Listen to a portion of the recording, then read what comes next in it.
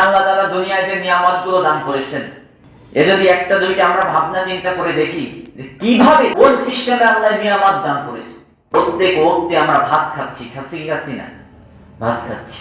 বাংলাদেশের মানুষ 3 বেলা ভাত খায়, ভাত খাচ্ছি। অসংখ্য চাল ধারা ভাত রান্না করা হয়েছে, অসংখ্য ভাত খাচ্ছি আমরা, যা গুণা সম্ভব না।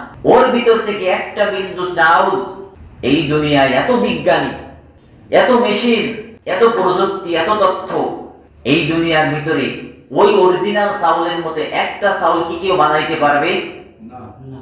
একটা চাউল কেউ বানাইতে পারবে?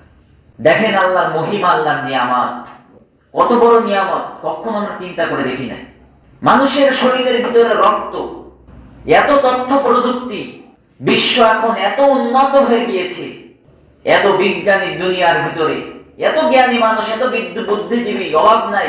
কিন্তু আজ পর্যন্ত একজন বুদ্ধিজীবী, একজন বিজ্ঞানীকে খুঁজে পাওয়া গেল না যেই বিজ্ঞানী মানুষের শরীরের 1 ফোঁটা অরিজিনাল রক্ত তৈরি করে দিতে পারে। খুঁজে পাওয়া গেছে? খুঁজে পাওয়া যায় না। কি এক অপরূপ নিয়ামত দিলেন আল্লাহ আমাদের, কি নিয়ামত দিলেন আল্লাহ আমাদের। দুনিয়ার ভিতরে চিকিৎসকের অভাব নাই, ডাক্তারের অভাব নাই, ওষুধপাতির অভাব নাই, অপারেশনের অভাব নাই। বিভিন্ন রাষ্ট্রে, বিভিন্ন দেশে উন্নত মানের চিকিৎসা। এই চিকিৎসার ভিতর দিয়ে আল্লাহ তাআলার যে চোখ আল্লাহ দিয়েছেন, একটা চোখ যদি নষ্ট হয়ে যায়, কোটি কোটি টাকা খরচ করে ওই চোখটার ফিরে আনা সম্ভব নয়, কেউ পারবে না। আল্লাহু আকবার, কি নিয়ামত আল্লাহ আমাদেরকে দান করেছে।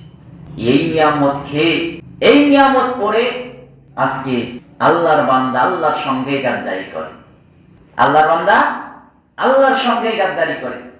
এই আল্লাহর নিয়ামত খাইছে, এই আল্লাহর নিয়ামত পড়তেছে, এই আল্লাহর দুনিয়া উপভোগ করতেছে। আল্লাহ যে আদেশ করেছেন ওই আদেশের বিরোধিতা করে। আল্লাহ যা থেকে বিরত থাকতে বলেছেন ওই বিরত থাকার তারা বিরোধিতা করে।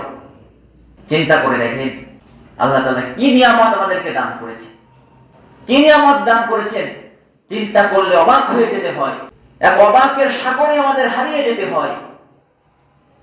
আল্লাহ তাআলা কি নিয়ামত দান করেছেন। আল্লাহু আকবার।